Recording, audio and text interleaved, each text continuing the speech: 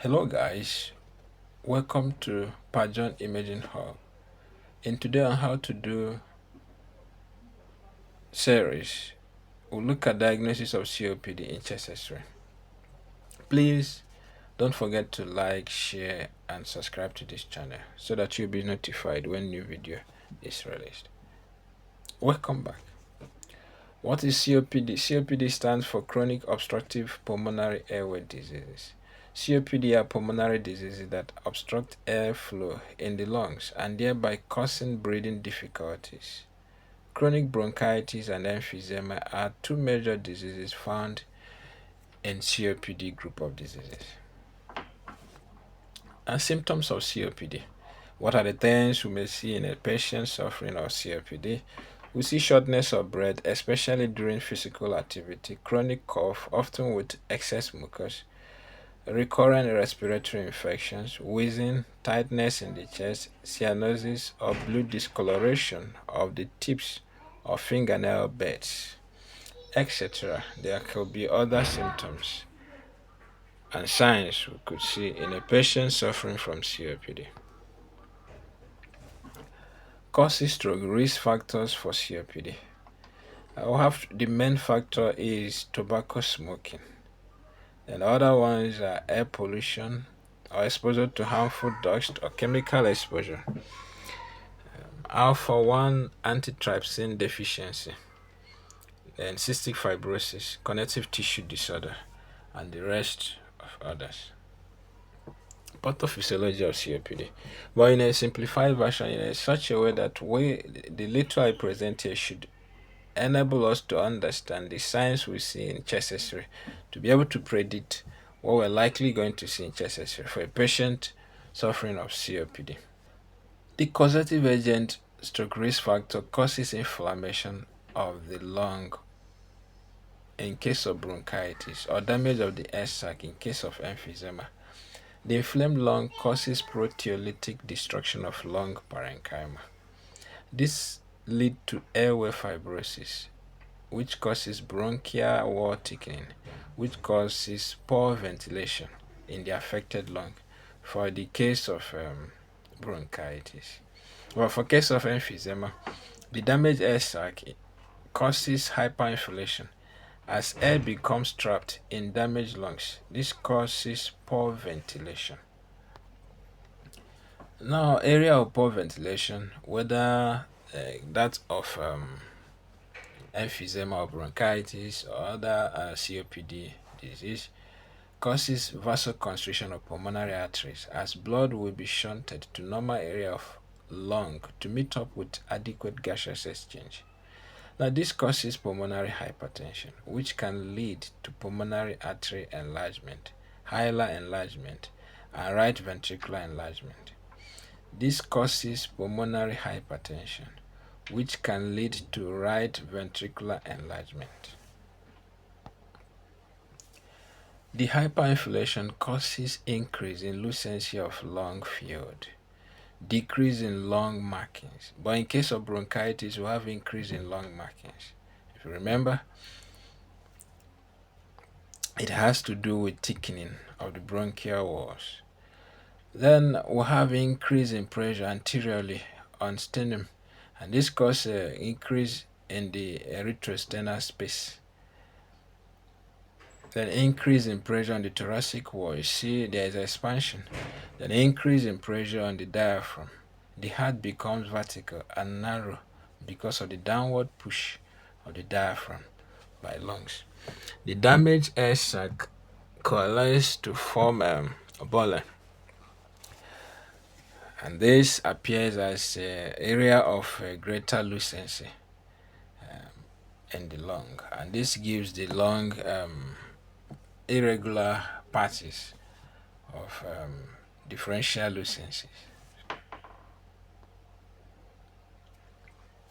What are the radiographic features of COPD? We've looked at the pathophysiology in a simplified version.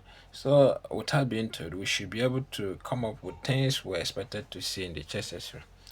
But we have to know that chest X-ray may be normal in most of the cases, especially in early COPD. But it can help to eliminate other causes of lung disease. Then the major radiographic features of COPD is hyperinflation or broncho and bronchovascular changes. How do we know hyperinflations? There are features of hyperinflation. One is increased and usually irregular radiolucency of the lungs. We've already stated how it comes to be. Then flattened hemidiaphragms, increased retrosternal airspace, increased anteroposterior diameter of the chest, then widely spaced ribs, sternal bowing, sabre-shaped trachea, where it's just like the increased anteroposterior diameter of the chest. In this case, the anteroposterior diameter of the trachea is greater. Then blunting of the lateral and posterior costophrenic angles. Then what did the bronchovascular changes? What are the things we're expected to see or may likely see? We'll see thickening of the bronchial wall. If we're able to see, look closely and check and see the bronchus cut and face, you remember the projection of the Xray. If there is one that was cut and face, you will see the lucency surrounded by thickened wall. Then we see paucity of blood vessels, which are often distorted. Then pruning of peripheral vessels. The periphery, you don't see much of vascular marking there. Then increased caliber of central arteries. We've already seen how this come to be when we looked at the simplified pathophysiology of it. Then right ventricular enlargement as a result of pulmonary hypertension. Let's look at some images.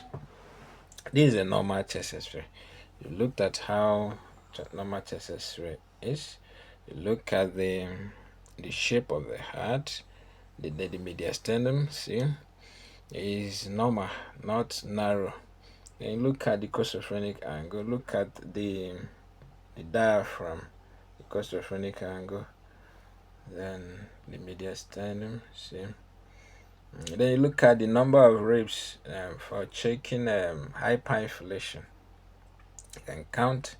You count 1, 2, 3, 4, 5, 6, 7, 8, 9. Now, what is the third one? But the ribs will count is you look at mid clavicular line. This clavicle, the mid, you draw a line down from there to where it's mid the diaphragm. Then the one that is included is the rib you count.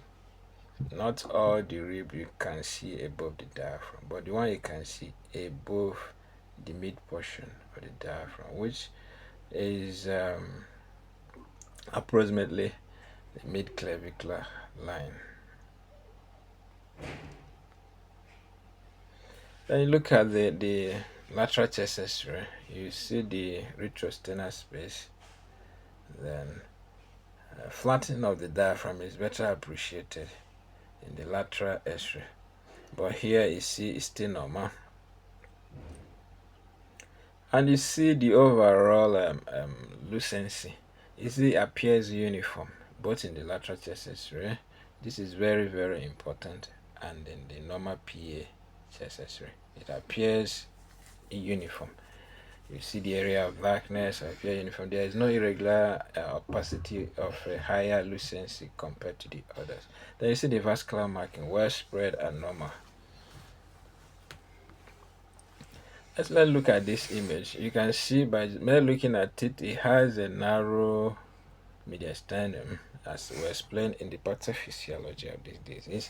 Then you see obviously the ribs above the midpoint of the diaphragm, which coincide with the mid-clavicular line approximately, is more than 10 ribs if you count them. Then you see that it has a higher lucency, greater lucency, showing air trapping. And there is flattening of the diaphragm. Then here By mere looking at it, just by looking at it, you see there is irregular opacities of higher lucencies here, which could be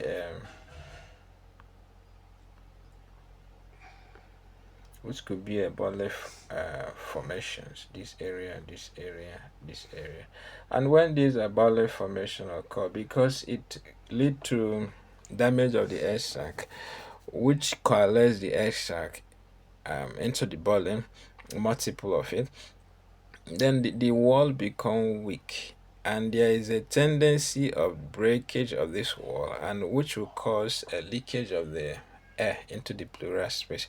So complication of a COPD is spontaneous pneumothorax, and when it become massive it become tension pneumothorax. Then look at this one. You see the retrosternal space. You see the retrosternal space here. You see how big it is because of the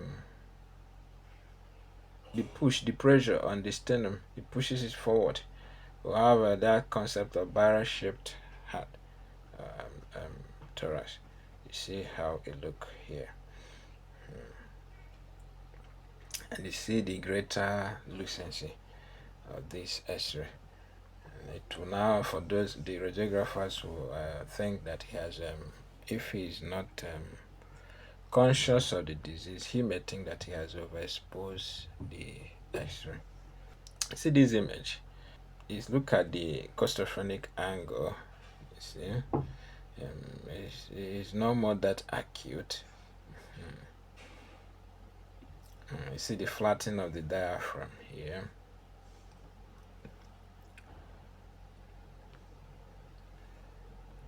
Then you equally see there seem to be area of a greater radiolucency like here and here compared to this other sign in this X-ray. Then look at here, the area of greater lucency is much here. See this area, this area, and this area, and that could be a bullet formation in those areas.